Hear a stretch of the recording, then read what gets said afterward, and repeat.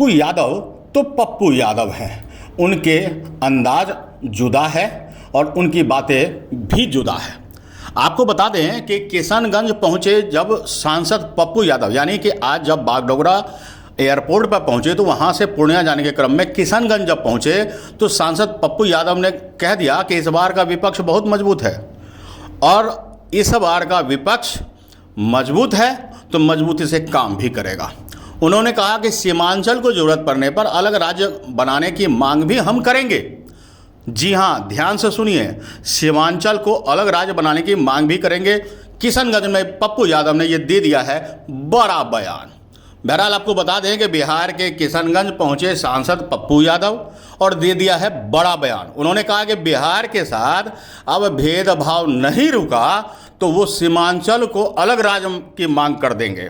जी हाँ, अगर पूरे बिहार का भेदभाव नहीं रोका गया, बिहार को बेसिस पैकेज नहीं दिया गया, बिहार के साथ केंद्र सरकार अगर भेदभाव नहीं रोकेंगे तो हम सीमांचल में हैं तो कोसी सीमांचल को लेकर एक अलग राज्य की मांग करेंगे। उन्होंने कहा कि सरकार उत्तर प्रदेश को 3 भागों में बांटने वाली है।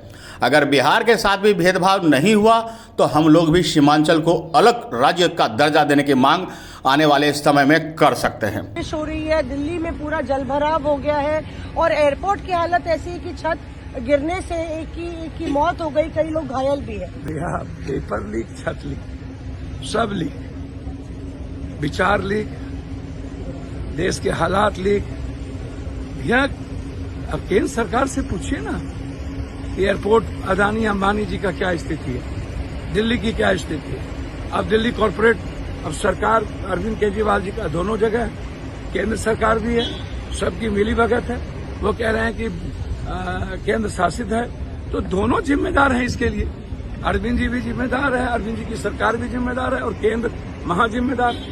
जनता को आप क्या दे रहे हैं? गलत पानी, बुरे पानी, सफाई नहीं। हम मेट्रो से हम अभी आए, अंदर गाड़ी में लग गया तो हम मेट्रो पकड़े।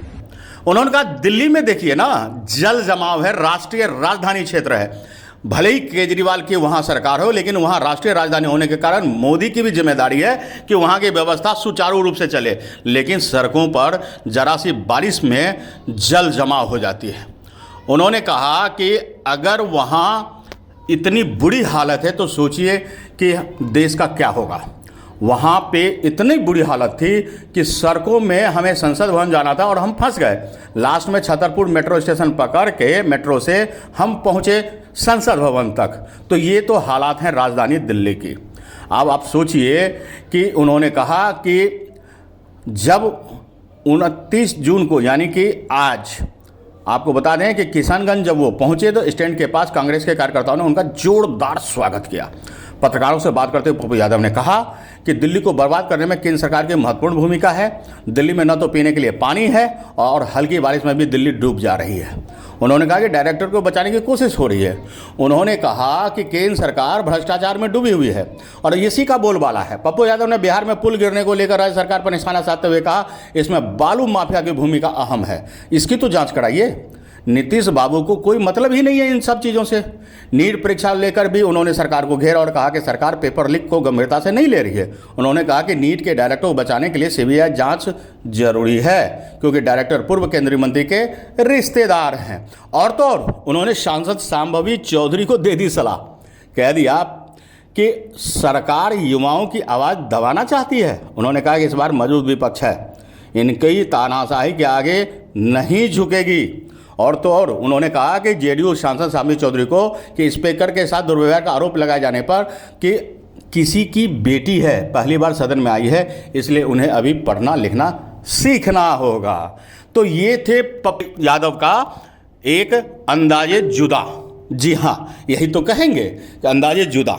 बेहद अनोखे अंदाज में वो बोलते हैं, दबंगई के साथ बोलते हैं और हम तो यही कहेंगे दबंग से दयावान तक हैं वो। देखिए ना, जैसे ही वो बिहार पहुंचे हैं आज, बागडोगरा से किशनगंज के रास्ते ही उसने कहानी शुरू कर दी है और इतिहास लिखना आरंभ है। इसके साथ ही कल उनका प्रोग्राम बनमनखी और बनमनखी के क्षेत्र में जो लोग डूब के मर गए या किसी प्रकार के हताहत हो गए हैं, उन परिवारों को मिलकर मलहम लगाने का काम करते हैं। सांसद हैं, जीत चुके हैं, चाहते तो कुर्सी पर बैठकर आराम करते। लेकिन पप्पू यादव का भले ही पुराना इतिहास जो भी रहा हो, लेकिन वर्तमान इतिहास सुनहरा है। वे दुख और दर्द पर मलहम लगाने से पीछे नहीं हटते।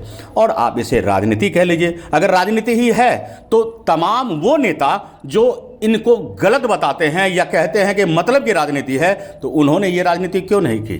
तो सवाल तो है, तो जवाब ढूंढिए। बहरहाल पप्पू यादव ने जमकर काम कर रहे हैं। और मज़ेदार बात यह है कि पूर्णिया का भविष्य पप्पू यादव कुछ नया लिखने की सोच रहे हैं। अब ये शुरुआती चमक दमक है या अस्थाई, हम आने वाले समय में इसे भी तराजू पर तौलेंगे। हमारी तरफ से आप सबको शुभकामनाएं कि पूर्णिया और पूर्णिया का भविष्य अगर बेहतर बनता है किसी भी बहाने, तो उसका स्वागत होना चाहिए। तो आज के लिए इतना ही। हमारे साथ बने रहिए और देखते रहिए अनुभवी आंखें न्यूज और पढ़ते रहिए अनुभवी आंखें अखबार। सोशल साइट्स, ऑनलाइन चैनल पे जाकर आप हमारे चैनल्स को देख सकते हैं, लाइक और सब्सक्राइब भी कर दीजिए। दोस्तों, आप हमसे जुड़ने के लिए अपना पासपोर्ट साइज फोटो और एक आधार कार्ड की फोटोकॉपी हमें भेज दें और हमसे जुड़ें। हमारे से जुड़ने के लिए इस नंबर पे आप हमसे बात कीजिए। हमारा नंबर है 8826227802।